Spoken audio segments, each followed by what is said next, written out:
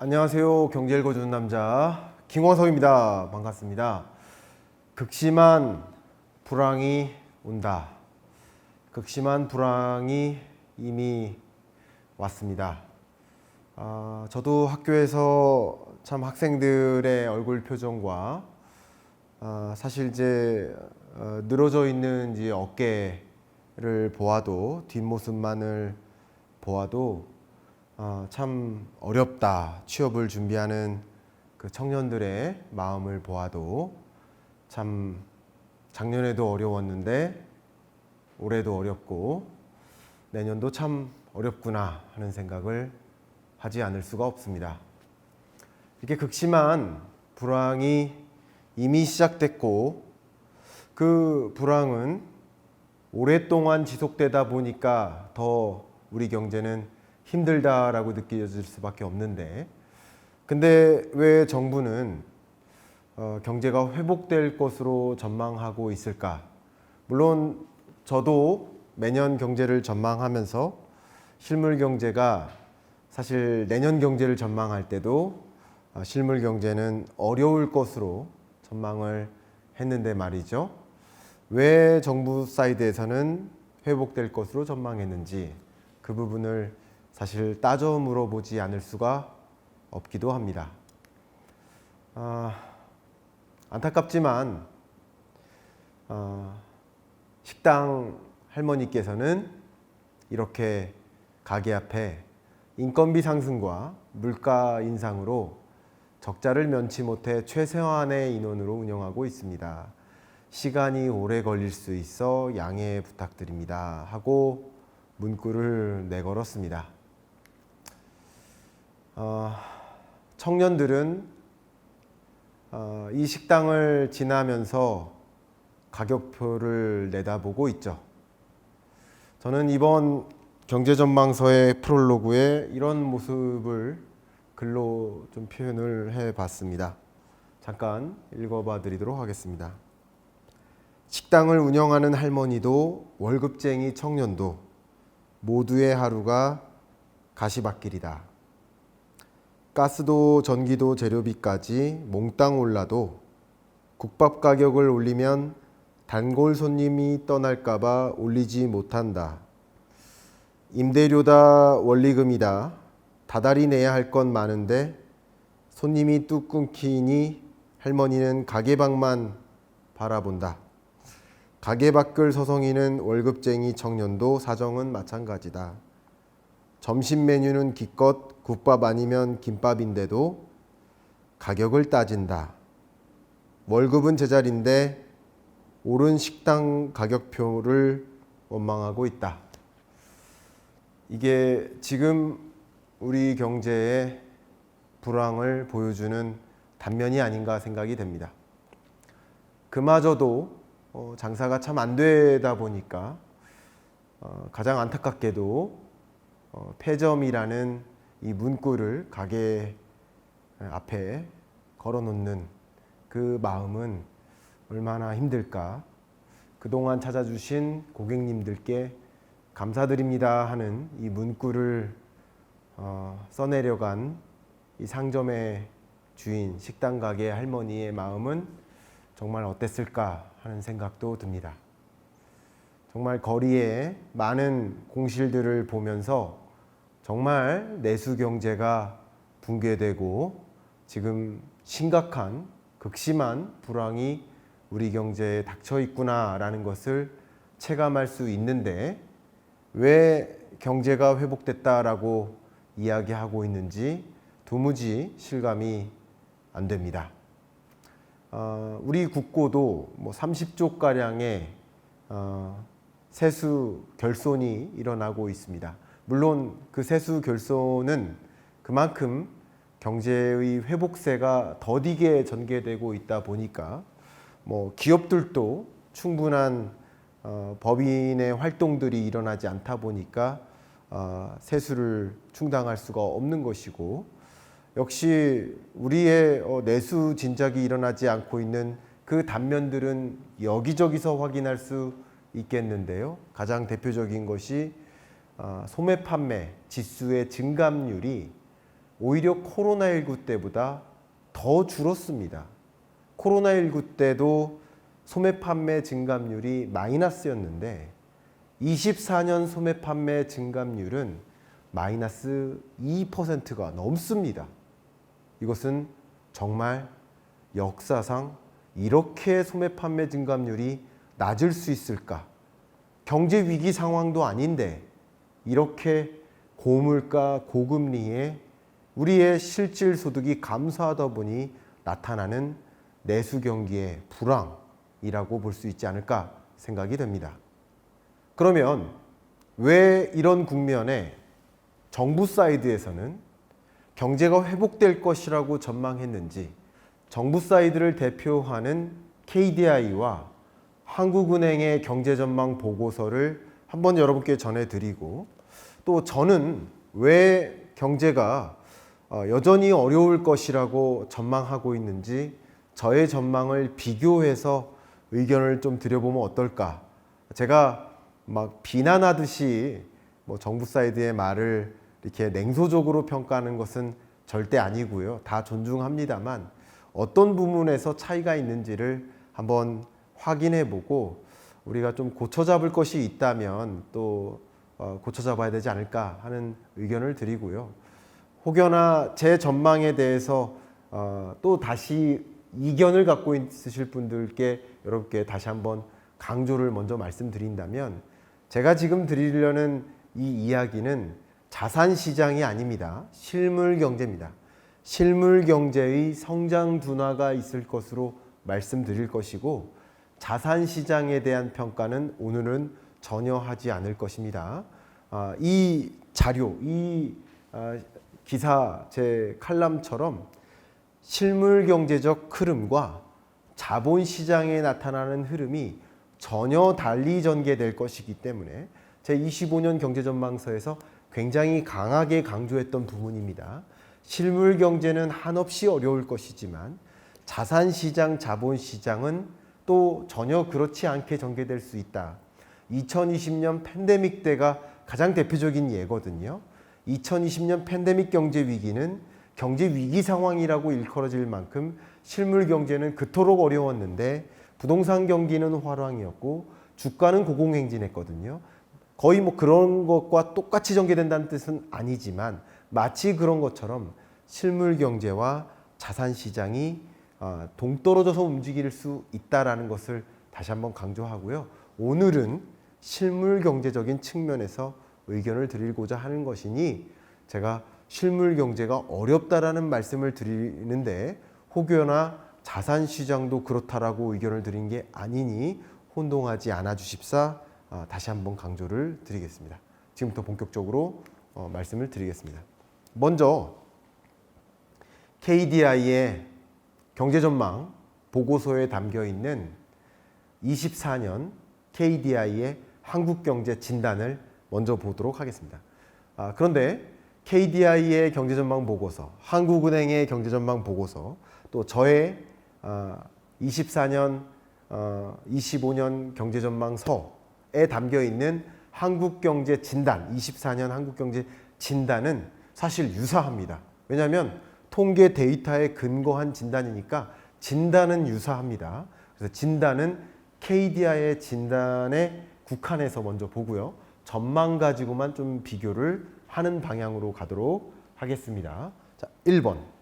KDI의 한국경제 24년 진단을 보시면 경제 성장률이 전년 동기 대비 23년까지는 3.3%로 이렇게 치솟다가 24년 들어 2분기에 또 정점을 찍고 꺾이는 이게 성장 둔화가 시작되는 겁니다. 그리고 최근 우리 경제가 24년 1분기에 이례적으로 높았다가 성장세가 내수를 중심으로 좀 조정되는 모습이 나타나고 있다라고 KDI는 평가하고 있습니다. 특히 이 국내 총생산, 2분기 국내 총생산이 증가세가 3.3에서 2.3%로 큰 폭으로 둔화되고 있는 흐름, 특히 전기 대비로 본다면 마이너스 0.2%로 역성장을 기록할 만큼 상당히 강한 속도로 성장세가 주춤하는 흐름으로 전환되고 있다. 급격히 냉각되고 있다라고 평가하고 있습니다. 24년 2분기부터 성장세가 급격히 냉각되고 있다. 이렇게 보고 있습니다. 또 고금리 기조가 지속되고 또 민간 소비가 상품 소비를 중심으로 증가세가 낮게 전개되고 있다.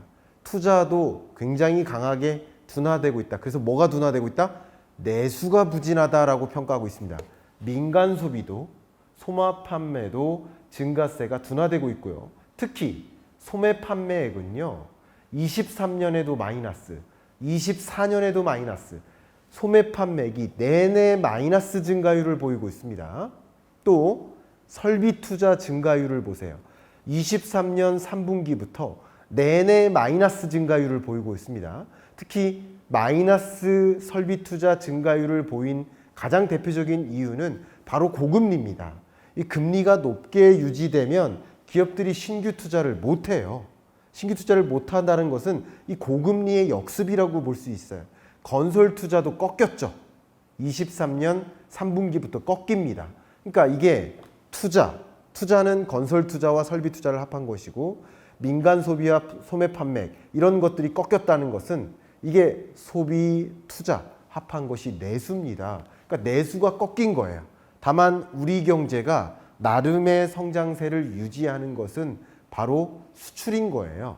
그 부분을 좀 살펴본다면 보시는 것처럼 소비자 물가 상승률이 나름 둔화되고 있고 취업자 수의 증감도 막 꺾이고 있죠. 취업자 수의 증가세가 둔화되고 있습니다. 그러면 이렇게 물가 상승률이 둔화되고 있는 흐름은 무엇 때문이다? 생산 공급량이 줄어서가 공급이 줄면 아무래도 물가 상승률이 아무래도 치솟을 수 있잖아요. 공급량이 많아서 공급이 많아짐에 따라서 물가 상승률이 둔화되는 게 아니라 생산량이 많아짐에 따라서 추가 공급이 이루어지면서 물가 상승률이 둔화되는 흐름이 아니라 소비가 둔화돼서 수요가 둔화돼서 나타나는 물가 상승률 둔화라고 보기 때문에 이것은 정확히 내수 경기 침체, 불황형 소비자 물가 상승 둔화, 디플레이션이 촉발될 수 있는 상황임을 보여주는 현상이라고 생각해 볼 수 있겠습니다. 이따가 더 구체적으로 진단해 볼 수 있도록 하겠습니다. 그런데 앞에 말씀드렸던 것처럼 여전히 우리 경제가 올해 2.4% 수준의 2.45% 수준의 성장률을 유지하는 이렇게 내수 경기가 둔화되고 있고 침체되고 있음에도 불구하고 여전히 나름의 고성장의 흐름을 유지하고 있는 그 지배적인 배경은 오로지 외수입니다. 그 외수는 왜 이렇게 강합니까? 보시는 것처럼 수출 금액의 증가율 보세요. 자동차, 석유류, ICT, 주요 수출 품목의 증가세가 뚜렷하게 나타나고 있기 때문입니다. 특히나 반도체를 중심으로 수출이 높게 증가세를 유지하고 있고 수출이 개선되고 있고 내수는 여전히 부진하지만 경상수지 흑자가 나타나고 있기 때문에 나타나는 외수에 따른 경제성장의 흐름인 거지 내수는 여전히 전혀 회복되지 못하고 있는 거예요. 그러면 이제 KDI의 지금 현재 경제 진단에서 굉장히 중요한 한국 경제 전망을 살펴보도록 하겠습니다. 중요한 전제입니다. 세계 경제 성장률에 대한 전제가 있습니다. 이거 굉장히 중요한 겁니다. 24년 세계 경제 성장률 전제가 24년 3.2% 세계 경제가 그리고 25년 세계 경제 성장률 3.2%에서 3.3%로 상향 조정합니다. 그리고 국제 유가가 기존에는 81, 85, 82달러로 높게 나름 유지됐다가 이렇게 하향 조정합니다. 자, 굳이 말씀드리면 세계 경제는 긍정적으로 상향 조정하고 국제 유가도 긍정적으로 하향 조정했죠. 그러니까 이게 대외 변수, 우리가 통제할 수 없는 대외 변수를 긍정적으로 조정했죠. 긍정적으로 조정해 놓고 본 우리 한국 경제의 조정인 거예요. 그러니까 우리 한국 경제가 나름 올해 뭐 2.5% 성장하고 25년 나름 2.1% 성장한다라는 그 전제에는 세계 경제가 나름 뭐 종전에 전망했던 것보다 고성장하고 나름 국제 유가가 하향 안정화된다라는 전제가 깔린 거예요. 그런데 지금처럼 중동 불안이 어떻게 전개될지 모르고 세계 경제가 뭐 예를 들면 독일 경제가 지금 역성장을 작년에도 역성장, 올해도 역성장 불안하게 전개되고 제가 지난주에 여러분께 전해드렸던 세계 경제 전망 보셨습니까? 세계 주요국들이 성장이 둔화되고 미국 경제도 성장이 둔화되고 이런 흐름 속에 세계 경제가 성장이 둔화되는 그런 국면에서 세계 경제가 나름 성장이 괜찮게 전개된다라는 그런 근거하에 한국 경제를 이렇게 전망하는 것은 낙관적인 전망 아닌가라고 의견을 드려보고 싶은 거예요. 그런 면에서 국제 유가는 또 낙관적으로 안정화될 것이라는 전제. 그러면 우리나라의 물가 상승세가 나름 2차 인플레 없다. 나름 물가 안정화의 흐름이 있다. 그러면 나름 금리를 점진적으로 인하할 수 있다. 경기 진작, 설비 투자 진작시킬 수 있다. 내수 회복 진작시킬 수 있다. 라는 기조로 KDI는 전망하고 있는 것 아니겠습니까? 그런 면에서 지금 내수 진작이 약이 될 거라고 생각하고 있는데 그리고 수출이 나름 세계 경제가 회복세가 진전된다고 한다면 수출 회복세가 계속 이어질 거라고 하는 전제가 깔린 거라고 볼 수 있겠는데 그런 것이 정말 이어질 수 있을지에 대한 의문이 아직도 제기되지 않을 수가 없겠습니다. 다음은 한국은행입니다. 한국은행의 한국경제 진단을 먼저 보겠습니다. 물론 이 그래프는 제가 한국은행의 데이터를 가지고 여러분께 보여지기 좋게 그래프를 직접 그렸습니다만 한국의 물가 상승률이 이미 1.6%로 2% 목표 물가를 밑돌았습니다. 제가 앞서 말씀드렸던 것처럼 이렇게 물가 상승률이 2%를 밑돈 것도 좀 위험합니다. 디플레이션이 우려되는 국면이에요. 물론 물가 상승률이 0%를 밑돌아야 디플레이션이지만 2%를 밑돌아서 0%를 향해 가는 것도 위험합니다. 그랬다가는 잃어버린 30년으로 진입할 수 있겠다라는 걱정. 그렇게 되면 임금이 30년 동안 동결되는 일본의 모습처럼 전개될까 두려운 거죠. 그렇게 되면 정말 성장이 없는 멈춰버린 세계로 갈 수 있다라는 걱정. 그런 국면으로 갈 수 있는 겁니다. 그렇기 때문에 절대 물가 상승률이 더 밑으로 내려가면 안 됩니다. 근데 이렇게 물가 상승률이 밑으로 내려가게 된 배경은 내수 둔화예요. 수요가 둔화된 것 때문인 거예요. 앞에 말씀드렸던 것처럼 소매 판매가 이렇게 극단적으로 줄어든 적이 없었거든요. 근래 들어. 이렇게 한국은행의 한국경제 진단에 있어서 첫 번째는 물가가 극단적으로 둔화된 것. 이것을 예의주시하지 않을 수가 없습니다. 보시는 것처럼 민간 소비가 감소세를 나타내고 있고요. 소매 판매가 계속 감소하고 있습니다. 특히 가계의 실질 노동소득이요. 둔화하고 있습니다. 1인당 임금, 소비자 물가의 높은 흐름이 계속 유지되고 취업자 수는 둔화되고 있고 실질 노동소득이 그냥 둔화하고 있습니다. 그러다 보니까 적극적으로 소비할 수가 없어요.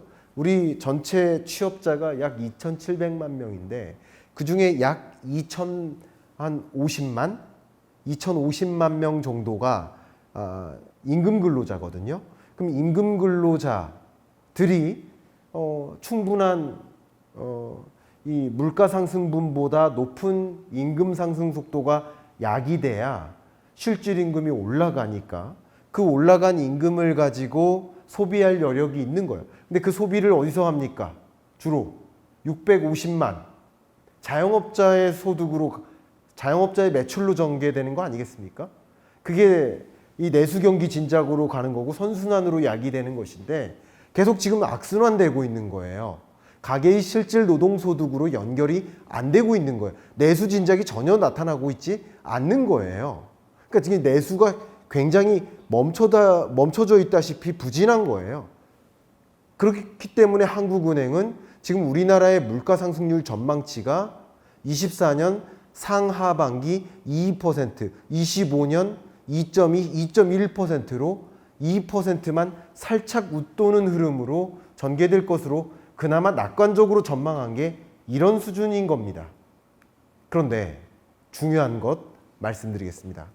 성장 전망 24년 하반기 2.0%에서 25년 상반기 1.8%로 크게 꺾일 것으로 전망합니다. 물론 하반기에는 상저하고로 성장이 좀 회복세로 전개될 것으로 한국은행은 전망하고 있습니다만 왜 상저하고로 전망하고 있을까? 25년 상저하고로 전망하는 배경은 무엇일까? 이 부분이 핵심입니다. 말씀드려 보겠습니다. 내수와 수출, 수출이 외수입니다. 내수와 외수를 구분해 보면요. 24년 상반기 하반기는 왜 한국 경제가 버틴 겁니까? 보세요. 수출 때문에 버틴 거예요? 내수 때문에 버틴 거예요? 저의 전망이 아니라 한국은행의 전망인 겁니다. 한국은행의 전망에 따르면 24년, 23년 하반기부터 한국 경제가 왜 버틴 거예요?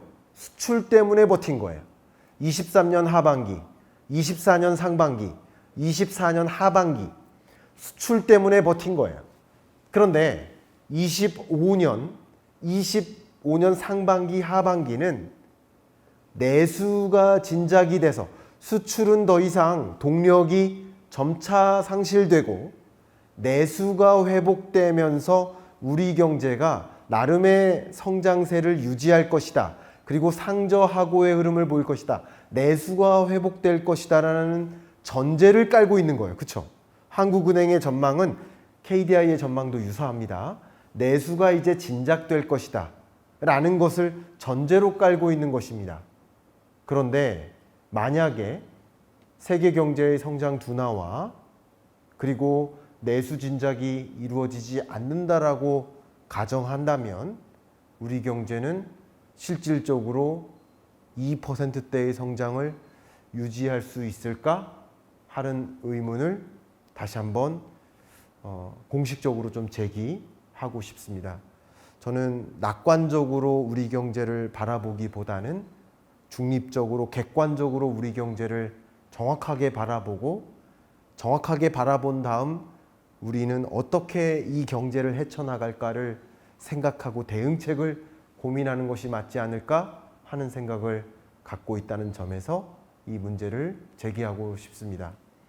제25년 경제전망서에서 말씀드렸던 기본 전제는 먼저 세계 경제 전망은 23년, 4년, 5년 세계 경제는 저성장 고착화되고 있다. 저성장 고착화에 갇혀 있다. 세계 경제가 회복되는 국면으로 가고 있지 않다라는 것을 먼저 전제로 깔았고, 그러니까 세계 경제가 회복되는 것이 아니고 작년에도 어려웠고 올해도 어려웠고 내년에도 어려울 그런 국면이기 때문에 수출이 드라마틱하게 회복되는 것이 아니고 특히 반도체 수요가 특별히 늘어나는 국면도 아니라고 보고 있기 때문에 더군다나 반도체에 대한 중국의 추가적인 추격이 이루어지고 많은 플랫폼 기업들이 반도체 내재화, 제가 이 책의 산업 섹터에서 첫 번째로 다뤘죠. AI 반도체 내재화, 빅테크 기업들의 야심 3부 1챕터에서 다뤘죠. 그런 흐름이 이어지고 있기 때문에 이런 것들이 반드시 호재만은 아닌 거죠. 그런 흐름 속에서 우리 경제는 어떤 모습일까? 오히려 2% 성장이 어렵겠다. 1.9% 성장으로 잠재 성장률 2%를 밑돌 것이다 라고 저는 전망을 하고 있죠. 특히 우리 한국 경제의 민간 소비 부문을 보면 24년 1.4%, 25년 1.7%로 민간 소비 증가율은 경제 성장률, 어쩌면 전체 경제의 흐름을 보여주는 그 흐름보다 밑도는 증가율, 그 증가율이 민간 소비 증가율이라고 볼 수 있겠는데, 결국 외수 중심으로 성장세가 그냥 보여지기 식으로 나타난 것뿐이고, 이 내수 경제는 회복세가 나타나지 않았다라고 저는 평가를 하고 있고, 설비 투자, 건설 투자, 이런 부분이 추가적으로 진작이 저금리화되는 과정, 고금리에서 피벗의 과정에서 투자 진작이 나름 경제 성장을 뒷받침해 줄 뿐,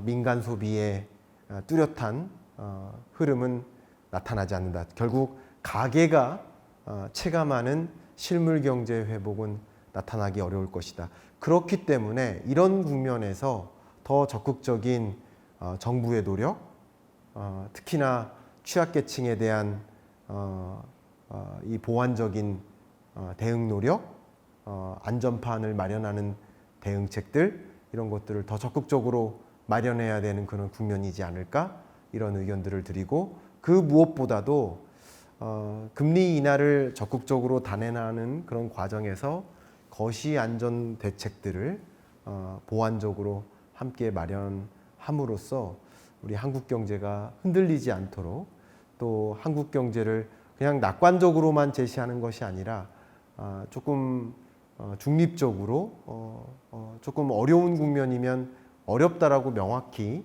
판단하고, 그 어려운 국면에 어떻게 방향성을 찾아가고 대응해야 될지를 제시하는 그런 어떤 정책적인 움직임도 함께 마련하는 것이 어떨까 하는 의견도 제시하면서, 이번 주 경제 읽어준 남자, 좀 진중한 주제로 여러분께 의견을 마무리하겠습니다. 감사합니다.